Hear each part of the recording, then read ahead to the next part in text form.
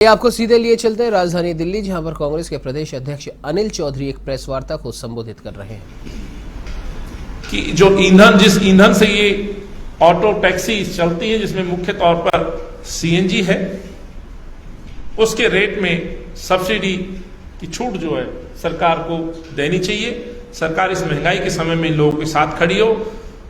जिन auto चालकों ने इनको हीरो बनाया, मुख्यमंत्री के पद पे बैठाया, आज इनको सबसे ज्यादा जरूरत है और शायद ये जरूरत आम जनमानस को भी है। और लगभग जो ऑटो टैक्सी यहाँ चलते हैं, यदि ये एक साथ रुक गए तो मान लीजिए इस दिल्ली की स्थिति क्या होगी, जब आपका पब्लिक ट्रांसपोर्ट, खासतौर से जो डीटीसी बसों की जो स्थिति है बद से बदतर हो चुकी है, वहां जो योगदान इन लोगों का है, शायद मुझे लगता है कि दिल्ली के ऊपर एक भारी प्रेशर होगा। लेकिन मजबूर इन लोगों को जो हड़ताल करनी पड़ रही है, कांग्रेस पार्टी उसका समर्थन भी करेगी। स्वाभाविक है, दिल्ली वासियों से हम क्षमा मांगेंगे, उन आम जनमानस से क्षमा मांगेंगे, लेकिन हमें इनका भी ध्यान रखना पड़ेगा क्योंकि ये लोग भी दिल्ली के निवासी हैं। तो मैं किशन वर्मा जी से कहूंगा, अपनी परेशानी को वो भी आपके समक्ष रखेंगे, किस तरह का वो दर्द महसूस कर रहे हैं और आगे क्या सरकार से मांग है। जो हमें उन्होंने पत्र में मांग दी है सीएनजी पर सब्सिडी और 10 सूत्री मांग, जिसमें कई भ्रष्टाचार के मामले भी, अथॉरिटी में जब किया जा रहा उत्पीड़न भी है। इनकी गाड़ियों को सड़क से किसी छोटी मोटी गलती के बाद उठा के 15 दिन अथॉरिटी में जमा कर देना, भारी जुर्माना लगाना, उसके बाद प्रतिदिन गाड़ी के ऊपर एक्स्ट्रा फाइन लगाना और दोहरी मार। एक तो आपका व्हीकल जमा हो गया, मानसिक उत्पीड़न, फाइन भी देते हैं, आपकी रोजी रोटी भी रुक जाती है। इस तरह के जो कानून आपने थोपे हुए हैं, जिसका वादा अरविंद केजरीवाल ने कहा था कि हम हटाएंगे, सेक्शन 166 और 192A, ये वो सेक्शन है जिसके तहत व्हीकल को जब्त किया जाता है, फाइन लगाया जाता है और जब तक गाड़ी अथॉरिटी में खड़ी होती है उस पर टैक्स पर डे की पेनल्टी, माफी चाहता हूं, पेनल्टी लगाई जाती है। एक इतना भारी भरकम उसके ऊपर नुकसान थोपा जाता है जो इन गरीब आदमियों को शायद सबसे ज्यादा सता रहा, और ये वादा अरविंद केजरीवाल का था। तो सेक्शन 166/192A को हटाया जाए, जिससे कि इनका उत्पीड़न बंद हो, इंस्पेक्टर राज बंद हो। 5 नंबर के लोग रात भर सड़कों पे उभाई करते हुए नजर आते हैं, इनका उत्पीड़न करते हैं। दूसरा, जो फिटनेस टेस्ट को लेकर के गुमराह किया गया है कि फिटनेस टेस्ट फ्री में होगा, लेकिन एक प्रिंट निकालने के लिए जिस तरह से उनके कार्यकर्ता अथॉरिटी के बाहर इन लोगों का उत्पीड़न कर रहे हैं, एक प्रिंट निकालने के नाम पे 100 से 200 रुपए वसूले जा रहे हैं। तो सरकार का लॉस करके अपने निजी साथियों को फोटोकॉपी या सर्टिफिकेट प्रिंट निकालने के नाम पर लूट मचाई जा रही है, उसका भी कांग्रेस पार्टी आपके सामने खुलासा कर रही है। इस तरह की बहुत सारी मांग है, चाहे स्कूल चालक हो, हमारी वैन हो। स्वाभाविक है, स्कूल का यदि वैन का आप रेट बढ़ाएंगे, स्वाभाविक है वो भी अभिभावक और पेरेंट्स के ऊपर उसका बोझ पड़ेगा। तो इन तमाम मांगों का कांग्रेस पार्टी समर्थन करती है, जिसको लेकर के विरोध और हड़ताल जो है ऑटो टैक्सी यूनियन ने किया है। तो मैं किशन वर्मा जी से कहूंगा कि वो अपनी बात रखें। नमस्कार सभी से। मैं Kishan Verma, all India auto taxi transport Congress union से अध्यक्ष। मैं शुक्रगुजार हूँ अपने अध्यक्ष महोदय जी का, जिन्होंने आपके समक्ष हमें रूबरू कराने का और समस्या रखने का उचित मौका दिया। जैसा कि पत्रकार बंधु आप सभी को मालूम है कि पिछले 7 वर्षों से हम लगातार मांग कर रहे हैं कि भाई हमारी ये समस्या है, ये आप निपटाइए, मगर केजरीवाल सरकार बिल्कुल भी सुनने को तैयार नहीं है। अपने लोगों को बुलाया जाता है मीटिंगों में, बैठकों में, और जो अन्य दलों की यूनियन है, चाहे वो मजदूर संघ से संबंधित हो, चाहे कांग्रेस से हो, चाहे इंटेक से हो, जो सेंट्रल ट्रेड यूनियन है, उनके नुमाइंदों को बिल्कुल भी बैठक में नहीं बुलाया जाता कहीं पे भी। और दूसरी बात ये, कल जो किराया कमेटी बनी है, जैसे ट्रांसपोर्ट मिनिस्टर कह रहे हैं किराया कमेटी में हमने अपने नुमाइंदों को बिठाया यूनियन, उसमें से कोई भी नहीं है जो हड़ताल में है। हड़ताल में जो शामिल है यूनियन के नुमाइंदे, उनमें से किसी को भी नहीं बिठाया गया। और हम ये कहना चाहते हैं कि हम ऑटो किराए का विरोध करते हैं जनता के हितों को देखते हुए, क्योंकि महंगाई से दिल्ली की जनता त्रस्त है। हम ऑटो फेयर की मांग नहीं कर रहे, हम कह रहे हैं जी हमें सब्सिडी दी जाए गैस पे, जो हमारी 10 सूत्री मांग है उससे हमें राहत दी जाए। सरकार जबरदस्ती किराया बढ़ाकर हमारा शोषण करना चाहती है, रोजगार छीनना चाहती है, और ओला उबेर जैसी मोबाइल ऐप बेस्ड कंपनियों को फायदा पहुंचाने के मद्देनजर ऑटो किराया जबरदस्ती बढ़ाकर जनता पे बोझ डाला जा रहा है। जबकि यूनियन संगठन, दिल्ली के प्रमुख यूनियन संगठन बार बार सरकार से यही मांग कर रहे हैं कल से, भाई हम किराए की मांग नहीं कर रहे, ना हमें किराया चाहिए, ना हमें कुछ चाहिए आपसे। हमें चाहिए तो सिर्फ मूलभूत हमारी जो मूल समस्याएं हैं 10 सूत्री मांगे, और हमें सीएनजी गैस पर सब्सिडी चाहिए। और 18-19 को जो हड़ताल है हमारी वो निश्चित तौर पे होगी और बिल्कुल सफल होगी। ये हम जो है चालकों से अपील करते हैं कि वो सड़कों पे गाड़ियां ना लेके आए अपनी, क्योंकि हमें जानकार सूत्रों से पता चला जो सत्ताधारी पार्टियां हैं वो अपने लोगों के साथ या सामाजिक लोगों के साथ मिलकर हमारे वाहनों को नुकसान पहुंचा सकती है। धन्यवाद। धन्यवाद किशन जी। मैं हमारे ओला ओवर से हमारे साथी हैं, वो भी अपनी परेशानी रखेंगे। कोई नहीं, बैठ के आप। मेरा सभी मीडिया भाइयों को नमस्कार। बैठ जाओ आराम से। और कांग्रेस के सुपरविजन के लिए, उनके आशीर्वाद के लिए बहुत बहुत धन्यवाद। मैं रविंद्र सिंह ओला ओवर में ड्राइविंग करता हूँ और मैं सिर्फ एक ड्राइवर, लेकिन अपने मुख्य मुद्दे वो मैं बहुत अच्छी तरीके से बता सकता हूँ क्योंकि मैं जमीन से जुड़ा हुआ नहीं। आप इसके अंदर देखिए कितना तगड़ा फ्रॉड कर रखा है केंद्र सरकार और राज्य सरकार ने मिलकर। मोटर व्हीकल एक्ट के हिसाब से ये कंपनियां इनलीगल है, सबमिशन इन्होंने हाईकोर्ट में दिया। इनलीगल कैसे है कि एक ही जगह का किराया आपका एक बार 100 रुपये आता है और उसी जगह का दूसरी बार 300 रुपये आता है। ये क्यों आता है? जो मोटर व्हीकल एक्ट कहता है वो ये कहता है कि ये टायर घूमने के हिसाब से होना चाहिए, जबकि ये जो बिल जनरेट करते हैं ये एल्गोरिथमिक मेथड से जनरेट करते हैं, जो कि मोटर व्हीकल एक्ट में पूरी तरीके से निषेध है इंडिया के अंदर।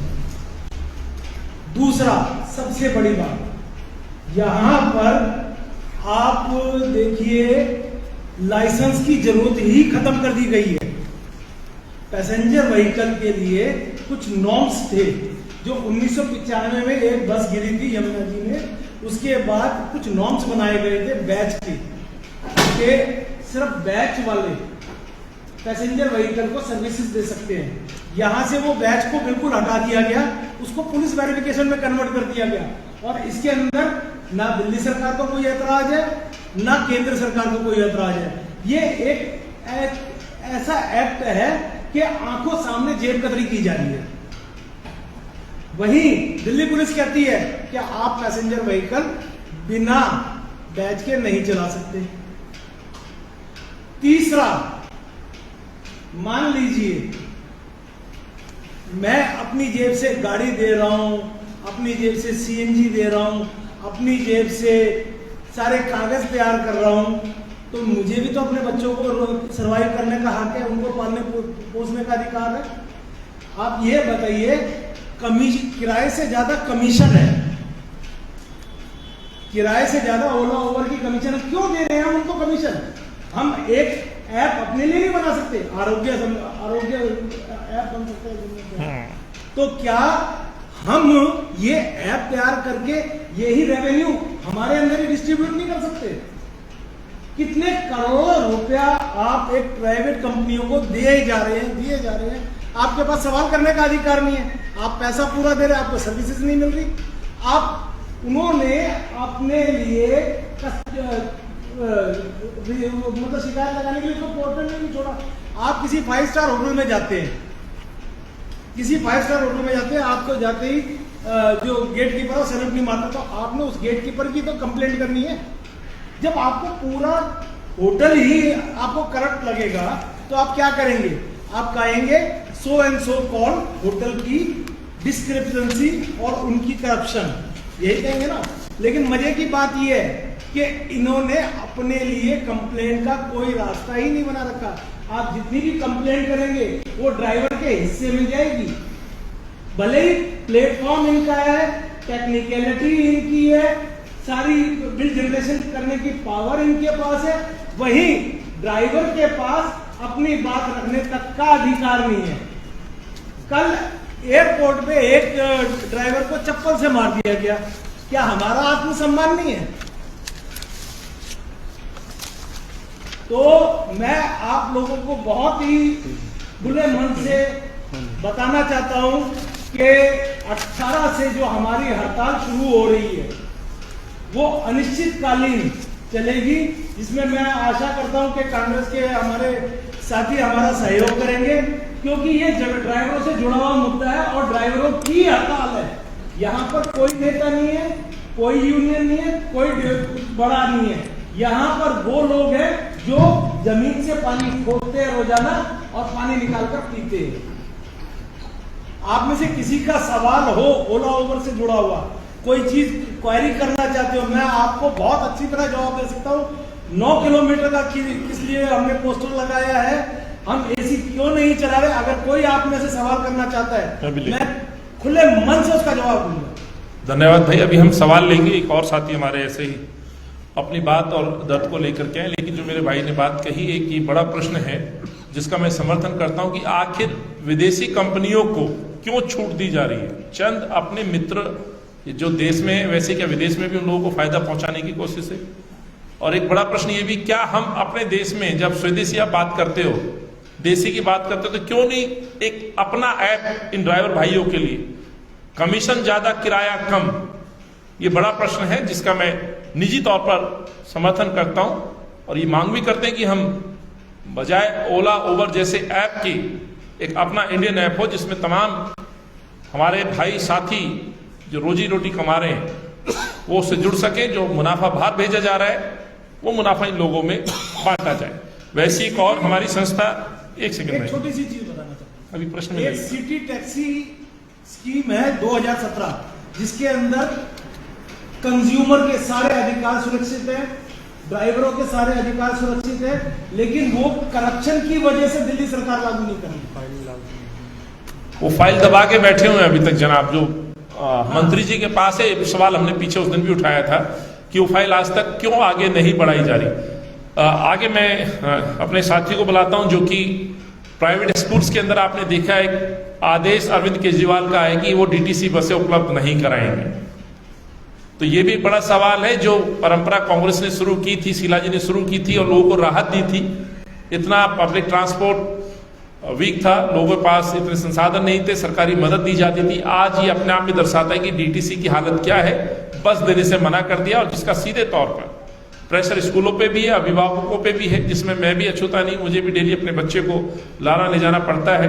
तो हर व्यक्ति आज इस पीड़ा से भी गुजर रहा है। लेकिन जो लोग अपनी सेवाएं स्कूलों में दे रहे हैं, अपनी बस चला करके, अपनी टैक्सी चला करके, आज उनका भी उत्पीड़न सरकार के द्वारा किया जा रहा है। और उस उत्पीड़न को रखने के लिए हमारे बीच उपस्थित हैं उनके हमारे साथी भाई रामचंद्र भाई। उनसे कहूंगा कि वो भी अपनी बात के अपने दर्द साझा करें और वो क्या मांगे वो आपके समक्ष रखेंगे। सभी को नमस्कार जी। पहले तो मैं ये बताना चाहता हूँ, 2 साल तक स्कूल बंद रहे, ऐसी हालत में इस सरकार ने मरने के लिए छोड़ दिया। बार बार अरविंद केजरीवाल जी झूठ बोलते हैं, थोड़ा गैप रखिए उसमें। बार बार अरविंद केजरीवाल जी झूठ बोलते हैं और वो कहते हैं हमने 5,000 रुपए हर महीने ड्राइवर को दिए। सबसे बड़ी झूठ मैं बता देता हूँ, 78 करोड़ रुपया कैबिनेट से मंजूरी मिली। जिन ड्राइवरों को ये पैसा मिलना था वो लगभग 6 लाख थे दिल्ली के अंदर। आप आंकड़ा निकलवा लेना, पैरा ट्रांसिट व्हीकल चलाने वाले ड्राइवर और मालिक मिलाकर 6 लाख है और 1,56,000 लोगों को पैसा मिला। बाकी आज तक भी आम आदमी पार्टी की जो दिल्ली ट्रांसपोर्ट डिपार्टमेंट की वेबसाइट है उसके ऊपर अंडर प्रोसेस दिखाया जा रहा है और हर महीने कहा जा रहा है कि हर महीने पैसा दिया। हम 2 साल तक बैठे रहे, घर बैठे रहे, स्कूल बंद थे। अरविंद केजरीवाल जी के घर के बाहर जब हम ये पूछने के लिए गए, अब जी हम तो बेरोजगार हैं, आज हमें भी दे दो ये पैसा, तो हमारे ऊपर केस लगा दिए। 2 साल बेरोजगार बैठे, उसके बावजूद जब हमने स्कूल कोविड आया मार्च के महीने में 38 रुपए सीएनजी का रेट था। अब 2 साल बाद स्कूल खुले तो ये जाकर रोज आज बेहतर बचा ली सीएनजी। अब हम पैसे बढ़ाने की बात करते हैं तो अभिभावकों के ऊपर पहले ही बहुत जोर पड़ा हुआ है, पहले महंगाई की बहुत मार पड़ी हुई है। हम ऐसा उनको परेशान नहीं करना चाहते। हम भी मांग करते हैं सरकार से कि सीएनजी के ऊपर कैब चालकों को भी सब्सिडी दी जाए और इसमें 18-19 की हड़ताल में हम लोग भी शामिल हैं। लेकिन 2 साल बाद स्कूल खुले हैं तो बच्चों की चिंता हम करते हैं, उनको स्कूल जाना चाहिए। कोविड फिर बढ़ रहा है, इसमें हम बच्चों को स्कूल छोड़ेंगे। स्कूल छोड़ने के बाद 9 बजे से 11 बजे तक कुछ प्रमुख सीएनजी स्टेशनों के बाहर हमारे लोग बैठेंगे और वो अपना विरोध दर्ज करवाएंगे। यही हमारी सरकार से मांग है। एक परेशानी और आ रही, अब बच्चों को लेने के लिए हमें स्कूलों के बाहर खड़ा होना पड़ता है। इन्होंने लाइन ड्राइव जो बस के लिए अलाउ किया है तो उसमें हमारे कैंपों के फोटो उतारे जा रहे हैं और हमारे घर 5-5 हजार रुपए के चलान भेजे जा रहे हैं, जबकि हम 25,000 रुपए महीने का काम करते हैं टोटली, जिसमें हमारा खर्चा भी ड्राइवर की पूरी डिटेल निकाल रहे हैं। तो 3700 रुपये महीना हम गाड़ी से कैब चला रहे हैं। तो हमारे इस तरह के ये चलान ना भेजे जाए। स्कूलों के बाहर से बच्चे नहीं बिठाएंगे तो हम और कहाँ से बिठाएंगे? अगर यही रहा तो फिर हम हड़ताल पे भी जाएंगे। धन्यवाद रामचंद्र जी। साथियों, ये बड़े विस्तार से अपनी बात और कारण बताए हैं कि क्यों स्ट्राइक पे जा रहे हैं। मुझे लगता है सरकार को संज्ञान लेना चाहिए। 2-3 बातें महत्वपूर्ण जो कही है, चाहे हमारे स्कूल में सेवाएं दे रही बसेस की बात है या ओला उबर टैक्सी की बात है, तो हम ये 10 सूत्री मांगों का समर्थन करते हैं, स्ट्राइक का समर्थन करते हैं। और एक सीधा संदेश है कि बच्चे स्कूल जाएंगे, उनको छोड़ेंगे, पिक भी करेंगे, ड्रॉप भी करेंगे, लेकिन अपनी मांगों को लेकर के हम धरने पे बैठेंगे। मैं दिल्ली वासियों से भी हाथ जोड़ के कहना चाहता हूं, इनकी परेशानियों को समझते हुए सहयोग करेंगे। यदि सरकार अपना तानाशाही रुख इख्तियार करेगी तो ये जो आज घोषणा है कि अनिश्चितकालीन ये स्ट्राइक जा सकती है।